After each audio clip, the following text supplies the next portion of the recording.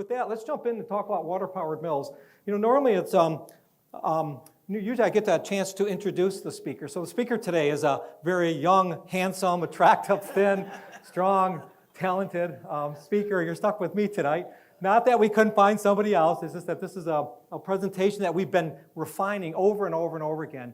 And it's really, when we look at the history of our site and the reason why people live here, I always say there's three reasons why people came here in 1817. There's three reasons. Water, water, water. Sounds like a real estate agent, Mrs. Mallman. So it's all about water, and we had lots of it. And what we had was something that Shelby Township didn't have, and Auburn Hills didn't have it, and Troy didn't have it, and Southfield didn't have it. Nobody else had it. I mean, we had it, so that's why we were able to have. So these are the kinds of buildings we're going to talk about.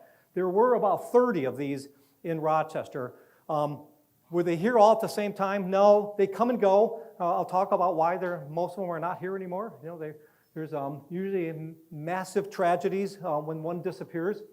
But they were probably at times we would have 20 at a time operating in the community. So, and they're pretty much all gone. I always introduce the museum site for those who are new to our area. The museum is a complex of buildings that represent the Van Hoosen family, the Van Hoosen farm. One family was here for 5 generations, so it's a remarkable story that culminates in the life of 2 women scientists. So there's lots of generations to talk about, but we do talk a lot about Bertha Van Hoosen as a world-renowned surgeon. When she died in 1954, she was considered to be the best-known woman doctor in the world. And she lived in the house right across the street from here, the Van Hoosen farmhouse that is ours, that to share with the community. And then the farm culminated in the life of her niece, Dr. Sarah Van Hoosen Jones, who had a master's degree in animal husbandry and a PhD in animal genetics. This is a world-class dairy operation. I always say the little bull barn that's right next to us with 4 stalls had the 4 best Holstein bulls in the world were on this farm. So she was exporting bulls to Argentina, Venezuela, and Costa Rica. She spoke 5 languages. And she did international business here long before it was cool to be an international business person. And she operated the farm up through the 1950s when she retired and then traveled extensively. And that's what our house is full of, is all these great souvenirs that they had. But we also are the local history museum. So we tell stories from about ski jumps and about polio, and we talk about Bloomer Park and all the things that happen in downtown Rochester. So it's an amazing tapestry of stories that we get a chance to tell. All these buildings here, for every one of them, I have a chance to say thank you. I mean, usually it's my donors and members and guests that come here, and your admission fee is what provides us with funding, both for operating costs, but sometimes for matching funds as we apply for private and government funds to restore our buildings. Every one of these has a remarkable story behind them, and it usually has something to do with you. So thank you very much for allowing us to do this. We're also very proud at the museum to have an archives. At our archives, we serve as the archival repository, not only for Rochester and Rochester Hills, but also for about 13 different organizations in the Rochester area. 2 years ago, this weekend, our Friday night program was on the social and fraternal organizations of Rochester, and we've been trying to gather all that information to keep telling the story about how important social and fraternal, from churches to Masonic lodges, and we have 197 social and fraternal organizations that we're talking about so far. So I don't know if that tells me that they were very lonely and they just need to be together, or they knew how to have a good time in Rochester. I'm not sure how to interpret all that, but it was significant and a big enough story that we want to tell that. We also are very proud that our newspapers are digitized. And so from 1872 to about 1949, those newspapers are digitized, and you are welcome to search those through our website. If that's way more than you could possibly ever handle with a computer, you can call Samantha. Samantha can search everything for you. But anything I talk about today, any mill or any name, anything you see, a lot of our information comes from our archive, from our newspapers. We are scouring our newspapers all the time. And what we're most proud about is a lot of this is online. We really try to share. We hoard nothing. Everything we do is we're trying to share it and get it out there. So when it comes to water power in Rochester, this is the critical map right here. And it's a remarkable legacy here. This is Rochester Hills, and you'll see the name Avon Township. We use that a lot too. So if you're newer to the area, know that in 1984, we voted as a community to change from a township form of government. We were called Avon Township, and we became a city, and became the city of Rochester Hills. They had a vote on the new name, and Rochester Hills won. So this is Rochester Hills, this big 6 square miles. These are all the section lines. You can see how every township in Michigan is laid out exactly the same as it is throughout the Midwest. Thomas Jefferson set this up for us. And then this little cutout here is the city of Rochester. So the city of Rochester has a little piece of Avon Township. But these are just political boundaries. What we're looking at here is, this is the Clinton River. So to get your bearings here, this is Rochester Road going north and south. This is University Drive.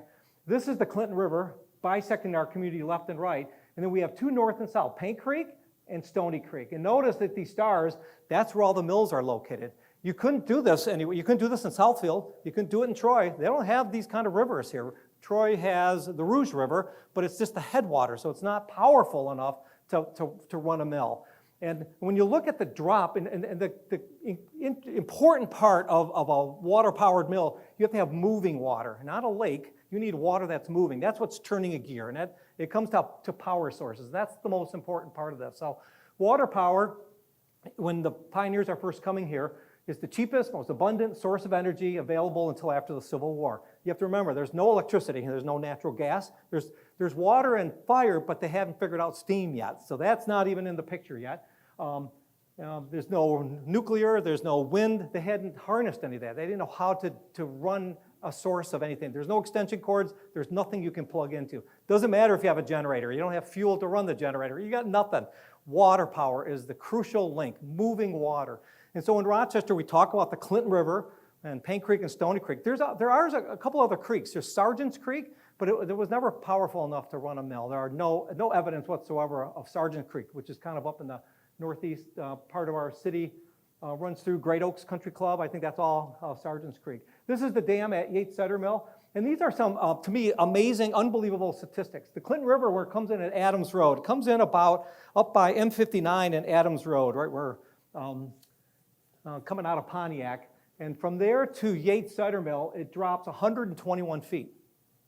That's, this is 27 feet. So 121 feet the river drops just within 6 miles of Rochester Hills. That's, that's where you start understanding why they picked the name Rochester Hills. We are not a flat, we're not Macomb County. Macomb County is flat. Rochester at Oakland County is not. And so here's a crazy statistic.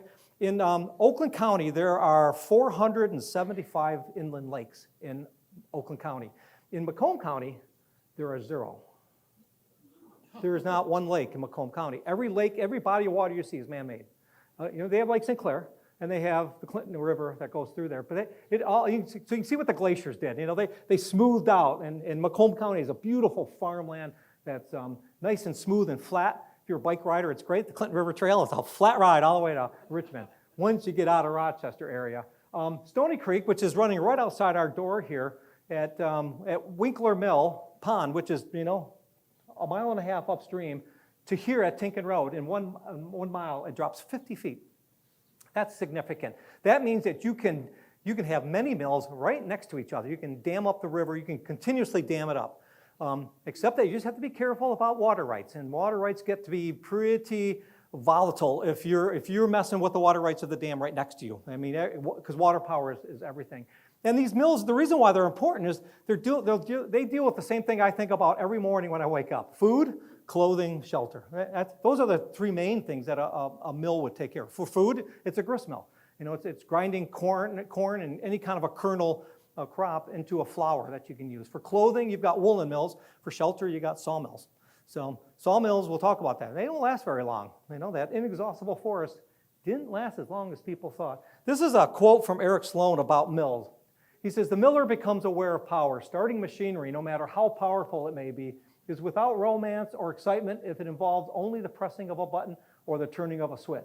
You don't even know exactly where the power comes from, but when you lose 1,000 tons of water over a massive water wheel, there is a special and overwhelming awareness of power that makes you feel a part of the machine and the machine a part of you. I can understand why the miller lived this profession and died with it." And these are some of the historic markers just in our community that talk about the mills that we have in our area. So my first part, I'm going to talk about mills and just how they work in general, and then I'll go through some specific. I'm not going to do all 30 to 40 mills that we have, but this is, once this wheel starts turning right here, then you can do about 9 different things with that. You can see in this illustration, it's cutting wood, It's doing a trip hammer to make nails.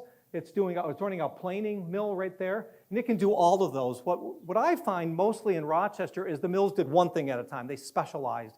However, when things didn't go very well, and the inexhaustible forest disappeared, that miller had to deal with how to redo he had to do an adaptive reuse. They were doing adaptive reuses in buildings like we did here. We're not milking cows, but we're using this building for something else. Mills went through that over and over and over again. And we'll talk about this. There's a couple in Rochester right now that you can go and have a cold beer and dinner if you want.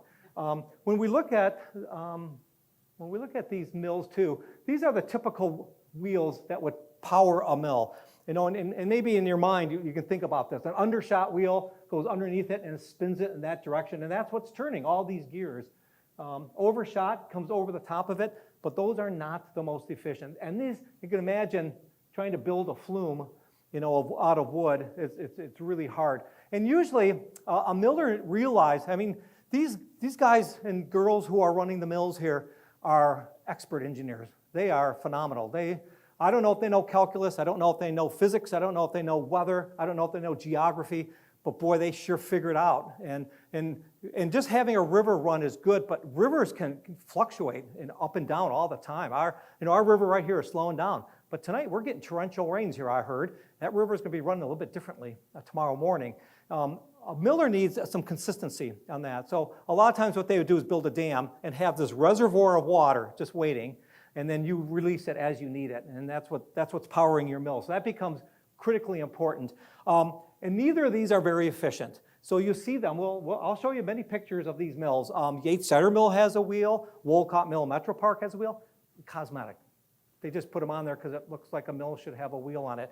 They are not part of the original structure at all because they use turbines. A turbine runs like your bathtub drain or your sink in your kitchen. It goes down and it goes right down there. And you can embed that under the mill and under the river so that when ice is forming on your river or a log comes floating down, you can imagine the damage that a log floating down the river could do to those wheels that are just made out of wood.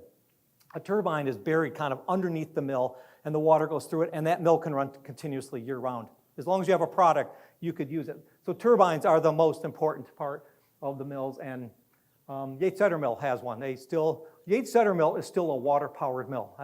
A lot of times they say that they're water-powered, but the water's long gone, the river has moved. Yates can still run on water, but if you know anything about what's going on right now at Yates Cider Mill, the river has diverted itself. It's not going over the dam anymore.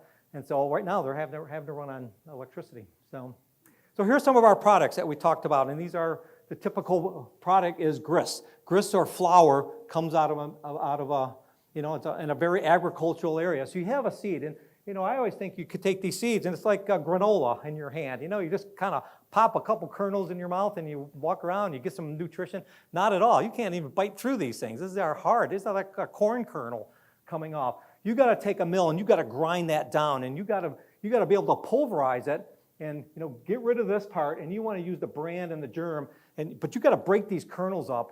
And if you use all the parts of it, it's called whole wheat, whole grain bread. If you're just using the endosperm, it's just white flour, very little nutritional, Wonder Bread. That's kind of what we would call it nowadays, very little nutritional value. Farmers started figuring out and realized the calories that they're burning every day too. If you're a farmer and you're out in the field every day, and on days like this, you are trying to bust sod and you are cutting trees, pulling stumps, leveling land, you are milking cows, you're keeping the wolves away, you're trying to fix the roof that's leaking.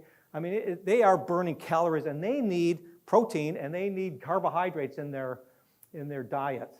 So a grist mill needs grinding stones, and that's what grinds that kernel down into a flour. And so the idea is that you have two stones here that are coming together. You have a bed stone that's not moving and a running stone that's spinning. And you're lowering those two stones together. You're feeding the kernels into it, and then this is spinning really fast. And so the miller's job is to go up and watch these stones come down, and he is getting closer and closer. He doesn't want them to touch. If they touch, you've got sparks. And these are heavily dusted areas. So the risk of explosion is there. And you also don't want that stone to chip, because there's not a lot of craftspeople who can make another stone if it's damaged, and you don't want the pieces of your rock inside your grist. And so you're trying to keep it clean. So you're lowering it down. You're putting your nose to the grindstone. You ever heard that story before? And you're trying to put these as close as you can. Ideally, it's great when these stones are one big. You can cut all the stone, one whole stone out of one rock. But if you don't, you could piece it together like this. This is over in our front yard at the Van Hoosen farmhouse. You used to step on this to go into the Van Hoosen farmhouse. And we decided this is a pretty cool artifact. And if you look very carefully, you can still see some of the grooves that are all the way around there. This is cut and pieced together. I have some stories that say this came from France. And I don't know. But we moved it carefully, in a lot of pieces, and put the puzzle back together under our porch. So it's a little bit more shielded. For years, we put salt on top of this and walked on top of it, and we said that's probably not the best. I have a story in Rochester that the gentleman who was the stone carver, who's pretty critical in any community, you need this guy to stick around. Not only does he have to carve out of a boulder, I just can't even imagine this job. So with a hammer and a chisel, you're trying to get a round stone, but then you got to cut these grooves in it too. And then you have to go back periodically and clean it up and sharpen it. And they said at some point, his hands were just crippled. He couldn't even do anything. So the community took care of him. He was the beloved person who had saved the community by doing this. So the stonemasons were heavily coveted, and you would wrap your loving arms around them. You took care of them the rest of their lives when they could not take care of themselves anymore. So here's another product, the lumber. We had these inexhaustible forests. When they came to Michigan and they saw the white pine that we had, they said, good grief, this will last 100 years. And about 30 years later, they said, where are all the trees? Did there used to be trees here? They were so good at cutting down trees. And so I always say, the Van Hoosen farmhouse, when they landed here, the Taylor family in 1823 with 60 people, they built a log cabin community. Well, you had to build a log cabin. There's no sawmills here. So all your houses are built out of these round logs, and they're stacked on top of each other, and you stuff mud in between. Boy, it just sounds like a great place to live and watch the NCAA basketball games. And then you're hoping the wind doesn't blow through there. There's no glass on your windows. You got a heavy, animal hide. It just sounds awful. Until the sawmill would run. So in the front yard of our farmhouse, they had a log cabin from 1823 till 1840. In 1840, they built what we call now the Van Hoosen farmhouse because the sawmills were running. The Yates sawmill. And everybody says, wait, Yates is a cider mill. It is now. They cut all the trees down, so they had to adapt and they had to change. So I'm guessing that's the nearest sawmill, whether they did it here and cut it by hand. So here's a job that sounds like a lot of fun if you're that guy, maybe not that guy. And they say that job would be the pits. And so can you imagine all the sawdust that fell down him? And I wonder why he's wearing that scarf, other than the fact that his whole back is probably filled with sawdust here. And so you could do that, or you can have a mill that would run 24 hours a day, never get tired, never complain, never have a blister, never have a sore back, never not come into work. A sawmill could cut these. And so once the sawmill started running, it was so efficient, and suddenly you had 2x4s and 4x4s and 4x6s and plywood and anything that you needed. So sawmills became critically important. By 1890, the forests were gone from Rochester. They were over. And in fact, one of my stories, I think about this every time I'm coming down M24 out of Oxford and Lake Orion. People would tell me, the old timers would say, when you got through Lake Orion, you knew you were almost home, because just outside of Lake Orion, you could see the Bloomer Park ski jump. And I'm like, whoa, no way. Are you kidding me? That's 25 miles. There's no way. And they said, you could see that's how you knew you were getting close to home. You could see the ski jump. I said, the trees are in their way. And they said, there were no trees. They were all gone. They hadn't grown back yet. So what we're seeing right now are the second growth of trees that have come up. So, they were probably all finished by 1890. Maybe there's been another cutting in the 1940s. But all that virgin timber is long gone from here. But that's the view. So you realize this is a barren landscape. Our old pictures of Rochester, there is nothing. It is a barren landscape. So this is the lumber, a sawmill, and this is when you start seeing houses being built in downtown. No log cabins have survived. They are gone. I'm not aware of any log cabins. Sometimes log cabins will get resided with sawn wood like that, but we're not aware. They are long gone. They didn't last very long. And then wool. We had a lot of sheep, especially in this part of Rochester. Rochester is kind of split for our whole community. The southern part of our town really has good soil. down by Target at Auburn and Rochester Road. That's where the Ferrymore Seed Company was located. So they had beautiful open fields, and they could grow plants in the ground. Up here, this area is called Stony Creek. So guess what the soil is like? Come someday as we get the gardens ready to go. Where's Pat? Yeah, come and garden here and see how much fun it is. Every shovelful, you start bumping into rocks, and it's Stony Creek for a reason. It's not Sand Creek, let me assure you of that. But what that means is that grazing animals are up here. So not only cows, but sheep. The first 60 sheep that came on the Erie Canal, I always imagine this effort to bring sheep on the Erie Canal. So you got to, from Hudson River all the way to the Great Lakes, get them onto some kind of a steamboat, get them to Detroit, somehow follow the Clinton River inland, come to Rochester, and then within 2 or 3 weeks, every sheep had been killed by wolves. And so I'm like, wait a minute, where did the wolves come from? What do you mean there's wolves here? I mean, this is what these early pioneers are dealing with. So wool is wool is important, and you're doing the wool. You can do it for meat, to eat the sheep, but it's for clothing. So this is what you have to do. You have to shear the sheep, then you have to clean the burrs, the sticks, and the mud from the wool. If you've ever noticed, sheep live outside, and they like to hang out and get filthy dirty. Then you have to grease the wool to return its natural oils that were lost in washing. Then you have to card the wool. You mix it and fluff it using 2 paddles. That's what that young lady is doing. Then you have to spin it into a yarn, and then you have to dye it and then weave it, and then you can start making clothing out of it. Or you can give it to the mill, and the mill does all that. So imagine what one person can do, and this is the interior shot of the Rochester Woolen Mill, which is now the Rochester Mills Beer Company. So when you walk into the Rochester Mills Beer Company and you're in the restaurant portion of it, those big giant timbers that are holding that up and that floor you're on the original floor of that woolen mill. It's a remarkable, that is a remarkable adaptive reuse and what they've been able to save. But woolen mills did all of it. And the sheep were shorn in the basement and wool went out to upper level. In that mill, at one point they made World War I khaki uniforms for soldiers in World War I. So they made during the Great Depression, when everybody lost their jobs, the Civilian Conservation Corps kind of kicked off in the United States. And every state kind of participated as an opportunity to put, especially young men, to work, building trails and forests and dams and planting trees and all that, trying to recover from the forestry era of Michigan. And the boys living in Michigan and Minnesota, North Dakota, South Dakota, they needed gloves and hats and scarves and lumberman socks, which kind of came up over their pant legs. Guess which one mill in the United States made all that? The Rochester Woolen Mill. So they were in full tilt production. So Rochester, they didn't feel the effects of the Great Depression because they put all these, the mills were running here until World War II started, and then they adapted that thing to do something else. I'll talk about that in a minute. And then cider. So then I say, wait a minute. You're telling me that the sheep are being slaughtered by wolves. Everybody's probably armed at all times, protecting themselves.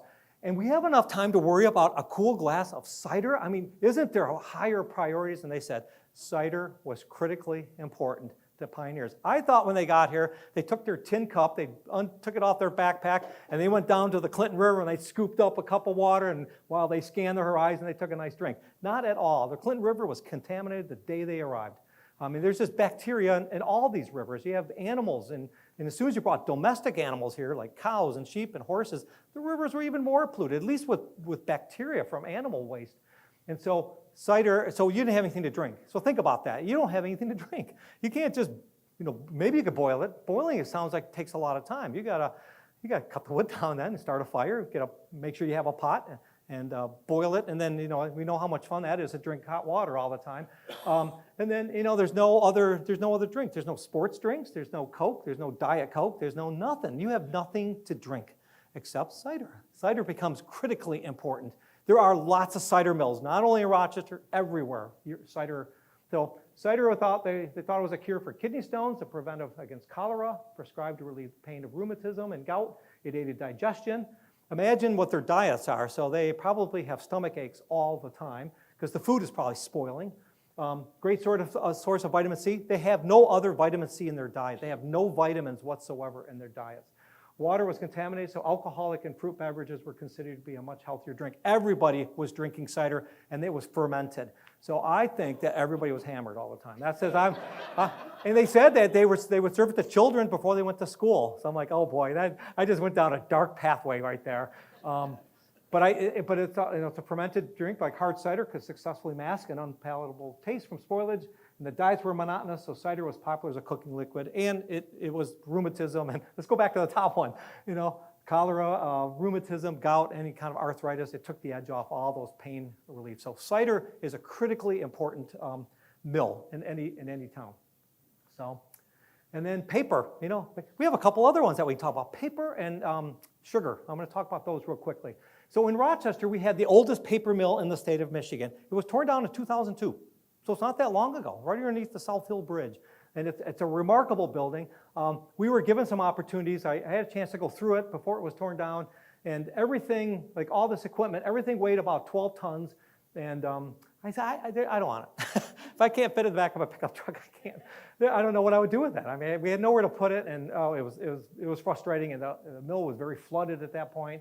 And right now, it's just a big open field down by the South Hill Bridge. So, let me go back to this one real quick. I don't know. Yeah, so you see this one. This is a two-story building. I'm going to talk about mill buildings here in just a second. But logs are debarked, pressure cooked, clean, bleached, run through beaters, squeezed, heated, rolled into paper. Paper mill did all that. So paper was a critical component. In Rochester, they were doing all kinds of filter papers, cigarette paper, blotting paper, anything like for an oil filter or gas filters for your cars. I'm going to talk about what else it did there in just a second here. These are some of the pictures of the people we know who ran the mills in Rochester. I have one, my token woman here, Fidelia Gillette. She ran the mill with her husband, Baxter Gillette, and of course on the advertisement you'll see she's not ever mentioned, it's just her husband. Mary Scudder, where's Mary Scudder here? Mary's here somewhere. We were just talking, where's Mary? Mary. We were just talking about Ewell Elementary School over in the Utica schools on Shelby Road and 24 Mile Road. There's Philander Ewell, right? Debbie, same family? So they were Shelby Township in Rochester here. So we'll talk about it. He had a mill right here in Stony Creek. And then I love this picture. This is a picture of Joseph Winkler. And we took a long time to see what was scratched on here. Joseph Winkler, manufacturer of the stone process flour, the flour that builds bones and muscle. I wouldn't mess with him. He just looks like quite a guy here. And then, I could do a whole program just on William Austin Burton, all the mills that he built around here, and he was a surveyor and an engineer.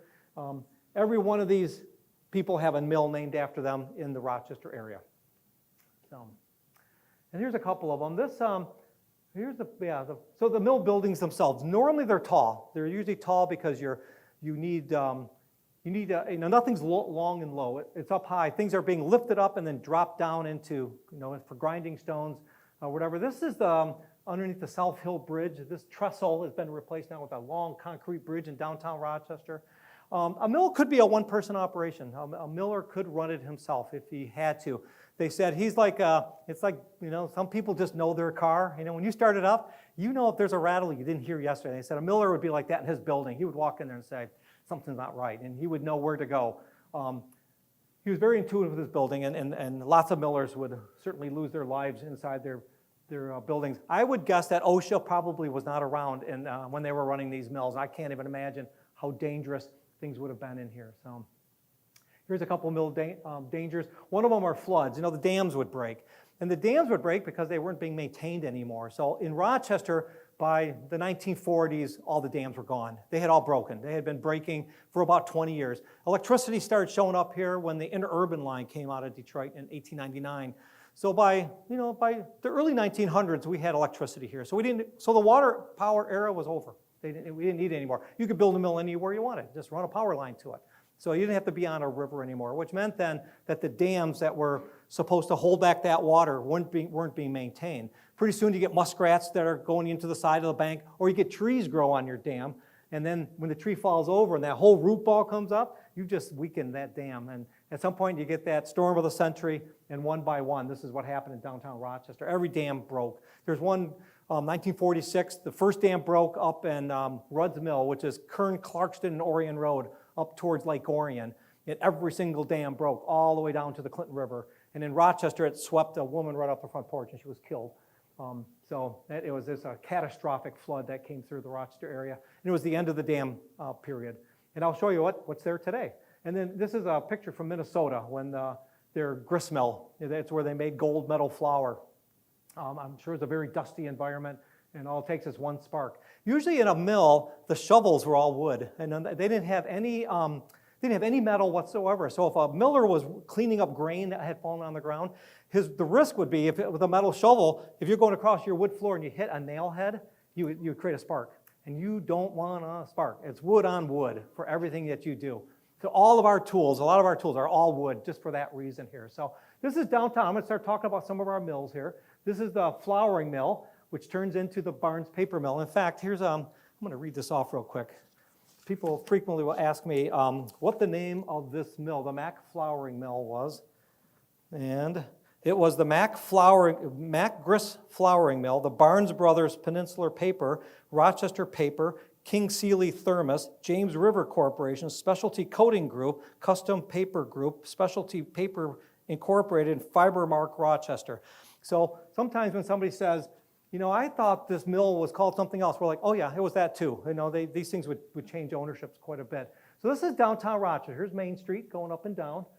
This is the Clinton River. That's still kind of there. And so this mill is located in probably the most strategic location in downtown Rochester. You got Paint Creek coming down here. Paint Creek's coming like past the library and the Royal Park Hotel. And you have the Clinton River. It's right on the corner. It's getting water from both river sources. It's probably the best powered mill in southeast Michigan by far.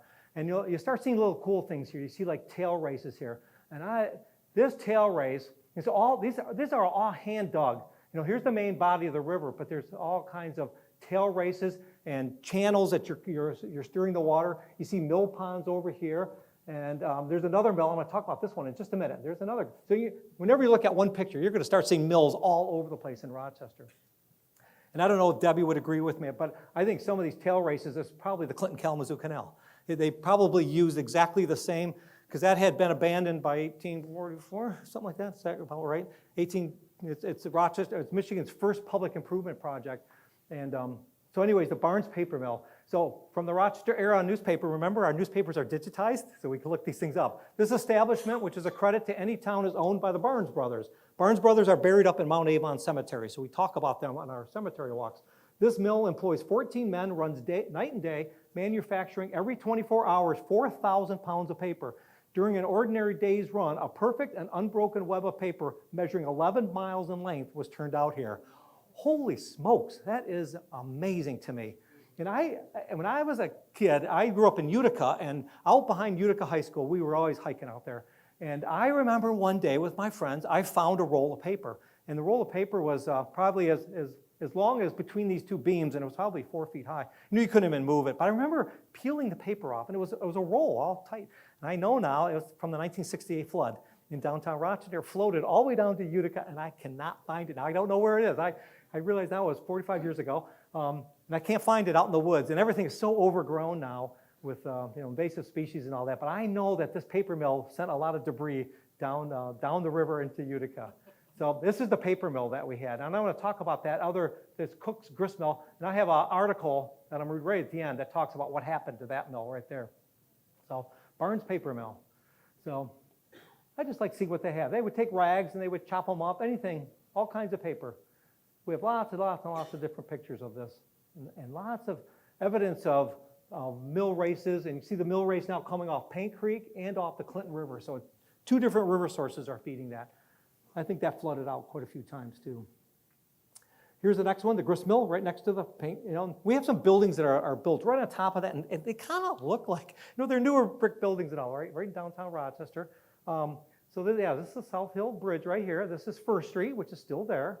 If you ever look along First Street, the Chamber of Commerce is like right in this corner. There's a big embankment right along there, and that's the bank of the mill pond that was there. So you can see what the Paint Creek Trail, the airline is now the Clinton River Trail right there. So you can see where all these were. This is all hand dug, and then this is the actual body of the river here. And then like names like Julian Peters, that's Gary Peters, who was our U.S. Senator. That's his great-grandfather.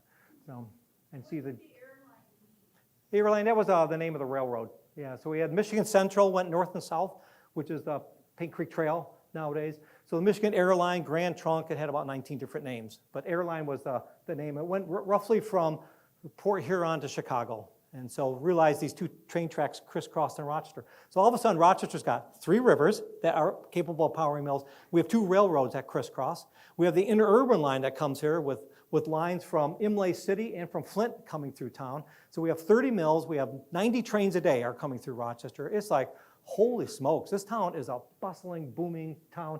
Probably smells terrible, smokestacks everywhere. So here's Baxter Gillette. It's just fun to see how they, they're south end of Main Street. They never give their addresses. I don't know if addresses maybe weren't being used. They just do it by description, locations of where they are. And then at some point, those stones, as those grinding stones would wear out, at some point they came in, they got roller mills made out of steel. And they started chopping up the grain with steel roller mills instead of stone work. And I know Wolcott Mill Metro Park still has a lot of the grinding stones on display up there. And then up in the thumb of Michigan, there's a city up there called Grindstone City.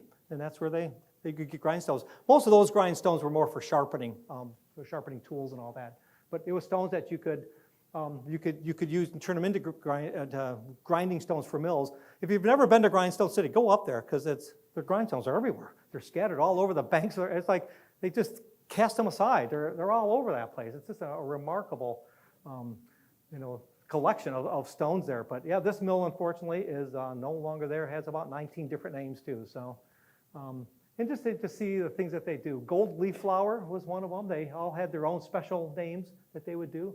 Feed and buckwheat and all those things. We're an agricultural community, so you're trying to feed your animals with all these things. So anyways, now I always say, and this is just my interpretation, I always say that the most important event in Michigan's history, and especially in Rochester's history, didn't happen in Rochester. It happened in New York. It was the Erie Canal. When the Erie Canal opened, that changed everything. People could get here.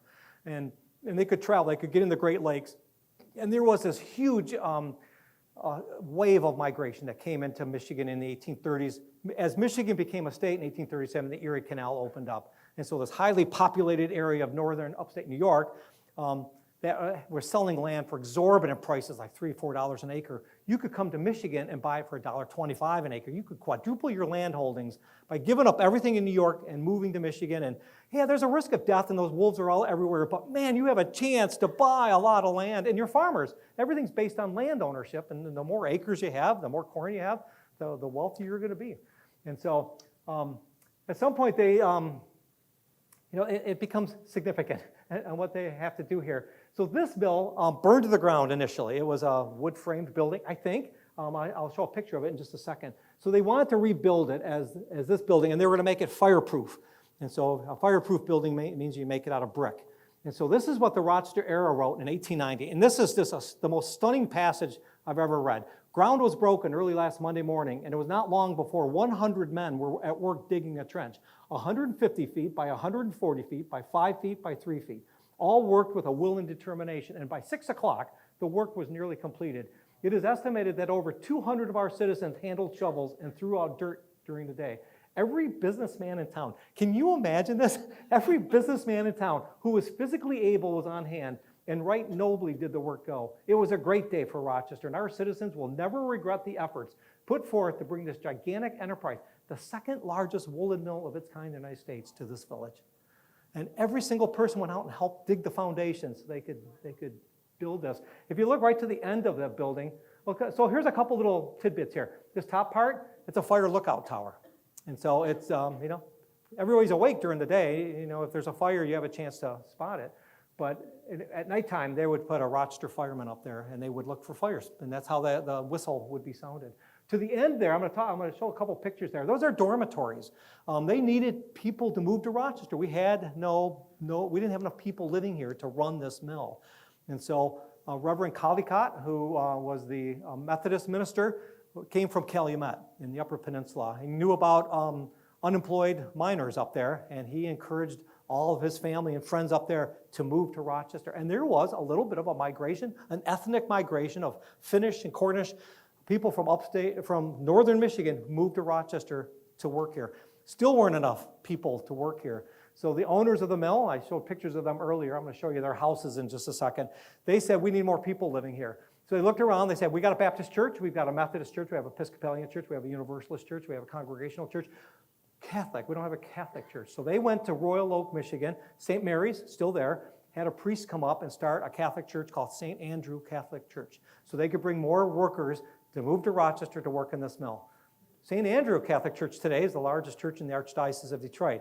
And that spurred St. Irenaeus, St. John Fisher, St. Kieran, St. Lawrence. It's just amazing how this one mill, how it influenced so many other things around our area. It's really a spectacular mill. The building that we see there now, so go have a beer and a sandwich at Rochester Mills Beer Company. You are in a woolen mill, and that's a neat thing. What you're seeing when you're in there, you're in about 20% of the whole complex that was there. It is a mammoth concept, and it's all gone, and it's all highly contaminated. That whole site, if you ever go to the four corners of that building, there are plaques in the ground that are this big by this big saying, do not disturb the soil, do not, you can cut the grass, but stay on the sidewalk. I mean, it says everything is highly contaminated around it. It's a brown field. You can still plant grass on it. You're not going to plant a tomato and pick that tomato and eat it. They're not going to allow that to happen. There are test wells all around there. It is a contaminated site. But there's nothing wrong with that. I mean, so is Twist Drill where U-Haul dealership is. So is where the Rochester Elevator. We can reclaim those sites. But when there's been industrial uses, it wasn't so much the woolen mill. It was when it was Avon Tube and ITT Automotive. At the end of its life, it was an automotive supplier in that building. So, just interesting. So, yeah. And so there's this. We have lots and lots of pictures of it. So this is where it's located. Today, this area up here, it became a pond. They built a dam so they could have enough water to run that. So Sunrise Assisted Living is kind of in the way. The Royal Park Hotel was kind of in a pond. The post office would have been underwater. The library is underwater. And so, yeah, I'll show a couple other pictures here, but you can kind of see where it is.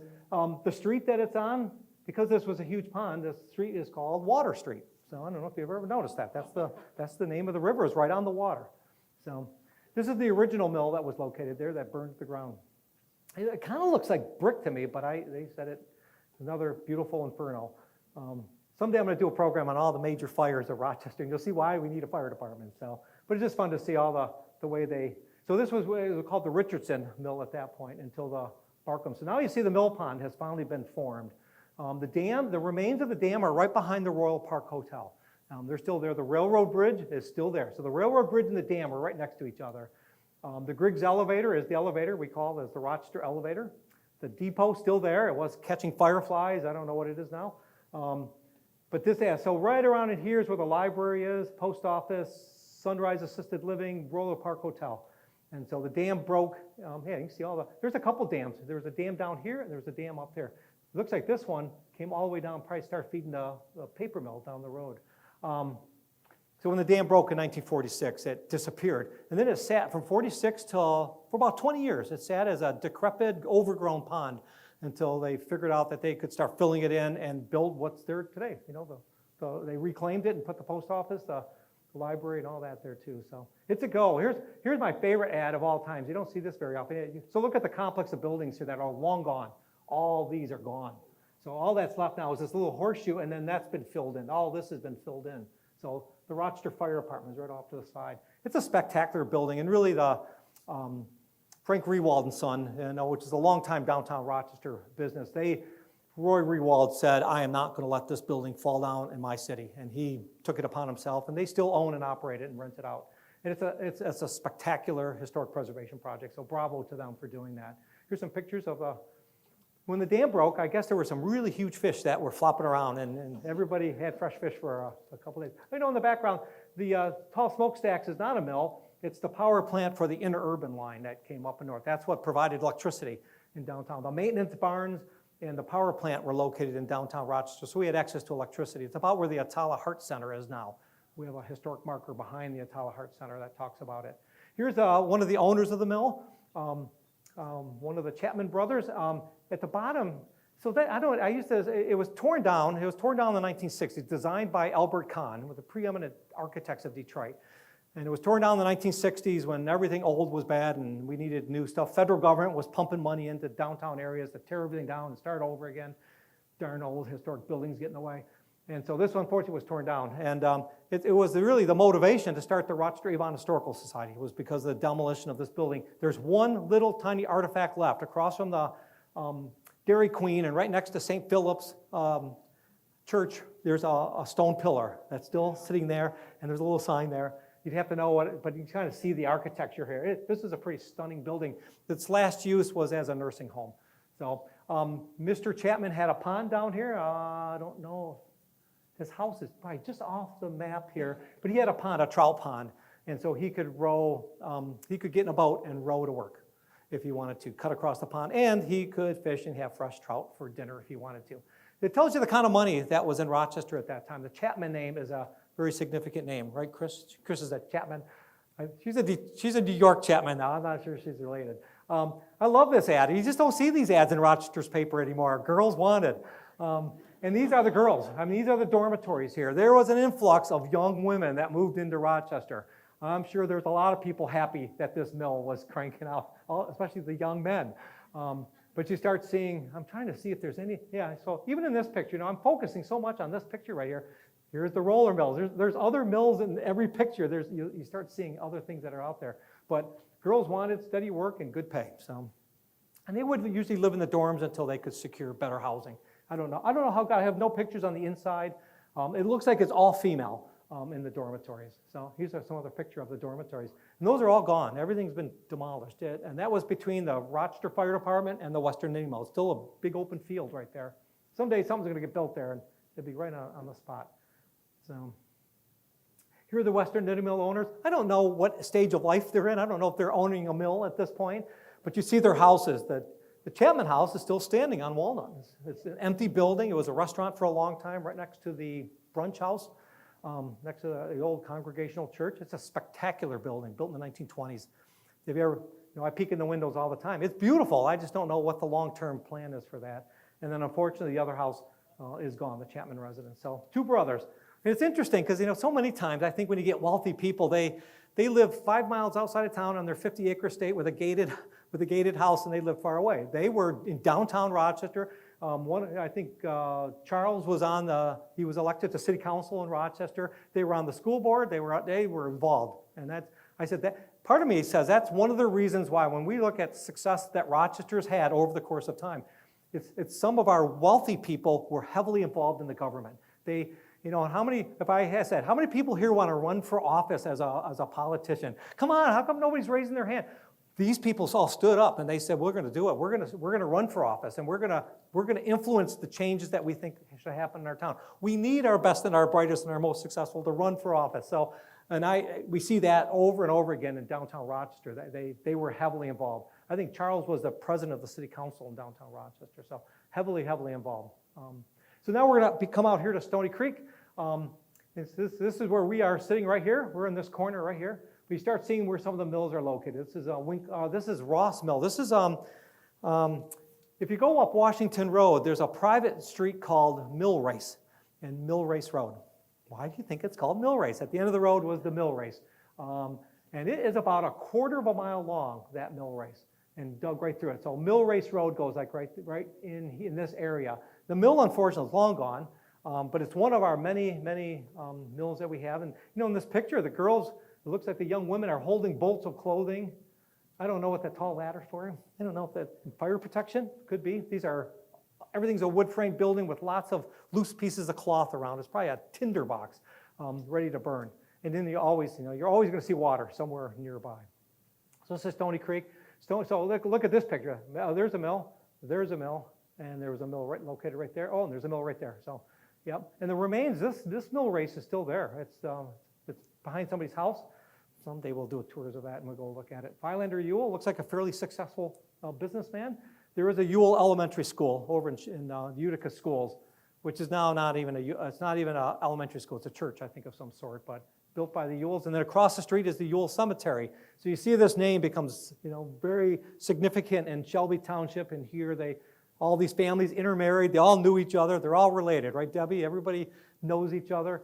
And then the fun part, if I look back, and so right here, he says Stony Creek Woolen Mill up there. If I looked at the next week, Stony would be S-T-O-N-Y with no E. And they keep changing the name of the spelling. It's like, it's just comical after a while. But just to see, beavers, doeskins, cashmeres, And that's tweeds, waterproofs. I don't even know exactly what all that is, but lots of products. They had full-time salespeople that were traveling southeast Michigan.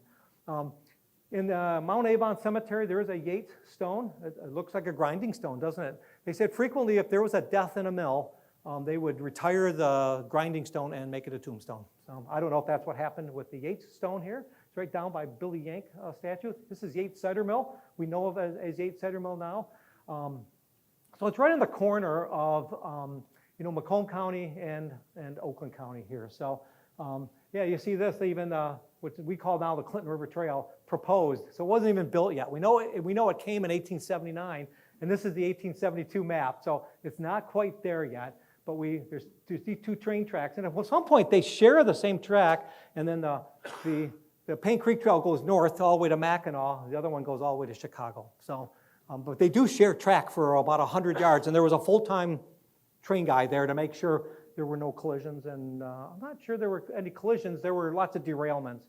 We have phenomenal pictures of train derailments. Oh my gosh, that's amazing. So anyways, I don't know what all this is. The attention of the public is called to the Challenge Feed Mill, which grind any kind of grain such as wheat, rye, corn, oats, buckwheat. Wet or dry, that must have made a big deal. And you see the Yates family. The Yates family sold it to the Posey family. The Posey family, Katie Posey is now Katie Titus, and they still own the mill. So it's been in the family for a long time. They just recently, their turbine needed some repairs, and so they sent it to a company that made it in 1880 in Ohio.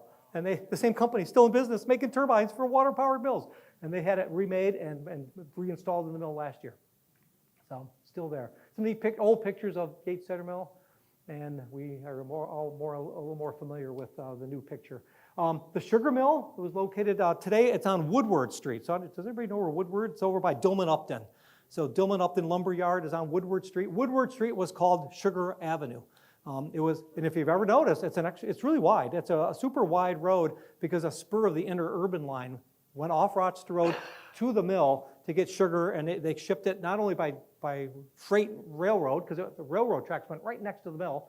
You see the railroad track going there. The interurban line also went back and forth. So Woodward Street was called Sugar Avenue, and then they renamed it at some point Woodward. But look at the size of this building. This is huge.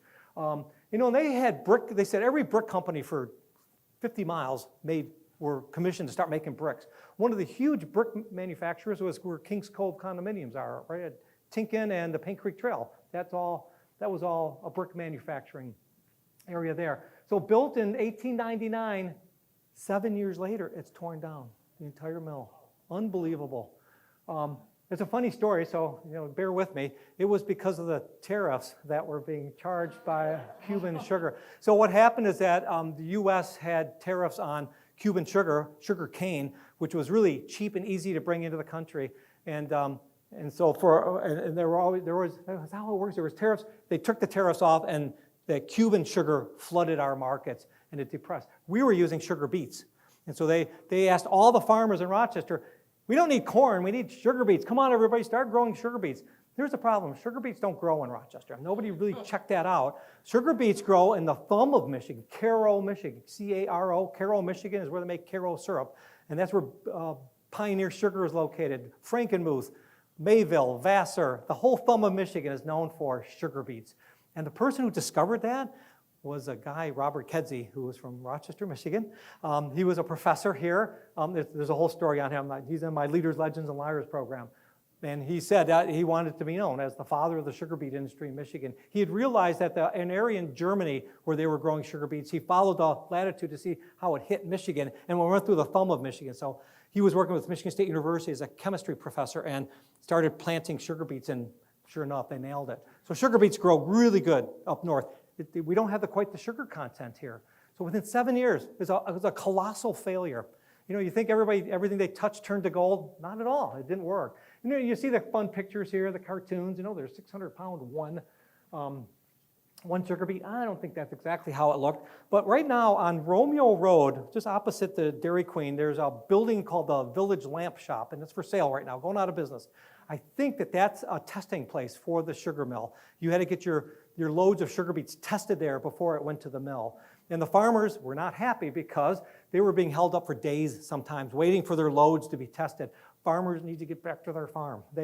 And they didn't like the way they were being treated, and farmers stopped planting sugar beets. And the mill owners were not getting the sugar. Where was the sugar going? Well, there was a guy whose last name was Stroh, who was a beer manufacturer in Detroit. Another one's last name was Walker, first name Hiram Walker, who made whiskey. And they needed the sugar. That's what they were looking for. So at some point, they could import it from Cuba cheaper than they could grow it themselves. So in 1906, the building is demolished. There's a lot of red brick buildings. In 1907, there's a whole lot of red brick houses being built in Rochester, Michigan. So throughout downtown, scattered are the sugar mill houses is what we call them.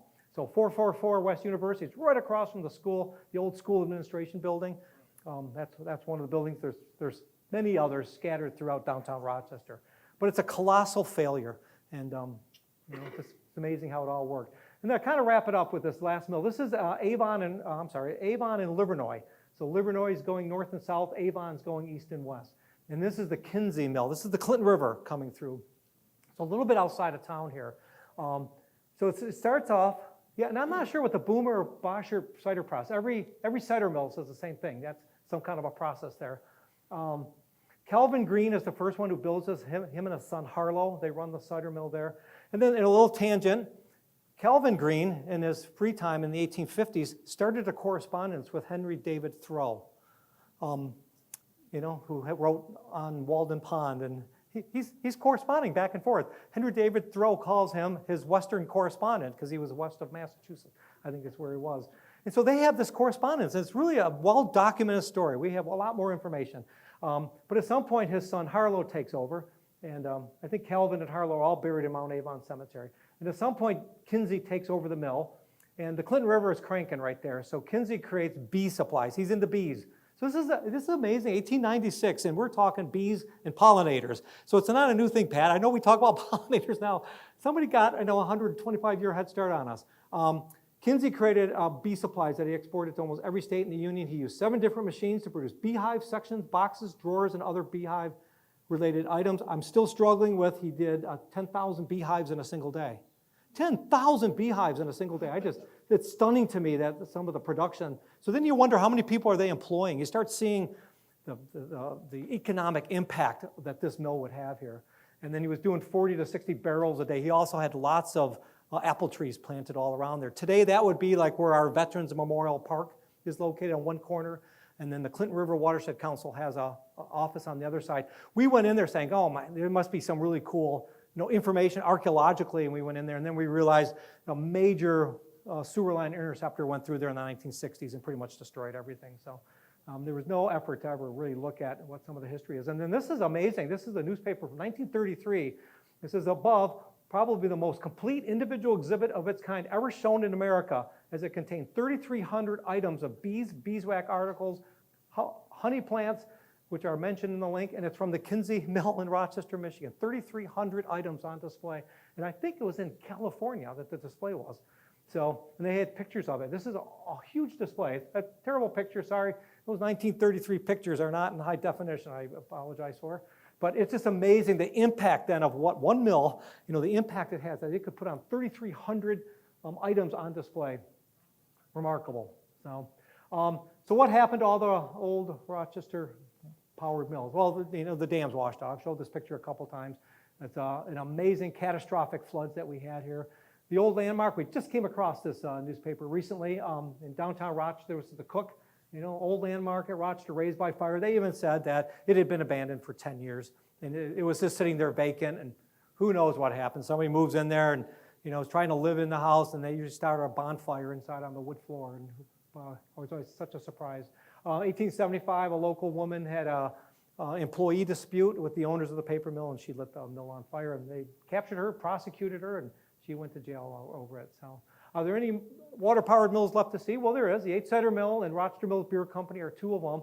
Locally, Wolcott Mill Metro Park, which is a beautifully restored mill with all. And Roger, nod your head. It's still a water-powered mill. I think they can still operate. All the equipment is there. It's got the great smell to it. And if you really want to see an intact mill, Wolcott Mill Metro Park is great. So it's one of our metro parks like Stony Creek and Kensington. So go check that out. Franklin, Michigan has one. Clifton Mills is a privately owned mill about 6 miles from here. It's beautiful. It's spectacular. You can't go in it. It's privately owned. darn it. But you can see it from the road, which is a terrible tease. So the corner of 31 Mile and Mount Vernon, put that on your docket and go drive out there. So we're, Tinkin Road is about 25 miles, so 6 miles north, a mile over. It's a spectacular, privately owned mill. And we had a chance to go in it a couple years ago, and I'm going to explain how we did that. And then Linden Mills. Linden is up north of here a little bit. So there's a few water-powered mills out there. And then, how are we trying to save the water-powered mills? Well, SPOOM. Debbie has some magazines back there. Debbie is the membership chairperson for the Society for the Preservation of Old Mills, which is a national organization to preserve water-powered mills. And Debbie is the membership, and she hangs out with us a lot. So I think she has some magazines back there. If you want to take one, she would love you to join their organization. And then we'll just brag a little bit. In 2014, we hosted the National Water-Powered Mill Conference here. And so Debbie, I went through all of our whole files on it. So we had 86 people. They came from Michigan, New Hampshire, New York, Pennsylvania, Florida, New Jersey, Utah, Minnesota, Ohio, Missouri, California, Virginia, Tennessee, Georgia, Kentucky, Connecticut, Indiana, South Carolina, and Ontario. So back then we allowed people from Ontario to come into Michigan. But it was amazing. Like every group, if you're a bass fisherman or if you love old water-powered mills, there's an organization that you can belong to, and they are passionate. We taught 2 days before the mill they came. There are some people who are still certified to be water-powered mill operators, so they had to come here. It was about food safety and because some of the mills still grind grain and sell it, whether it's a park of some sort, in a museum-type building, or commercially. And so they were getting certified to be water-powered mill operators. And so we toured the Clifton Mill. We got permission to go in there. We went to Ortonville. There's a mill up there. We went to Linden and did that mill. So we had big tour buses, and we had a chance to go around. And I think I did a version of this, to those 86 people from all over, and bragged about what we do here in our community and what we had. Today, what are we today in Rochester? If the water-powered mills are gone, what is our industry? Well, Rochester, Michigan has more robots we make more robots in Rochester Hills than any other city in North America. So the technology that we still have in this town is pretty impressive. Fanuc Robotics is here. We're a high-tech hub in the North America. So you think about the people that live here, that work in these high-tech businesses along Hamlin Road. We have M59 that goes east and west, like the Clinton River. We have I-75 that goes north and south. We're kind of right at that corner. So you can have a manufacturing place here, get your products onto a truck and get them distributed all over North America pretty quickly, because we have expressways near us. So it's really it's remarkable how it just kind of has evolved, I guess, over the course of time. So hour and 15 minutes. I knew I couldn't do an hour. Chris was going to challenge me to that. So, but thanks. This is one of our remarkable tangents of the story. You start saying, well, water-powered mill. Okay, so you cut some wood and you squeeze some apples and all that.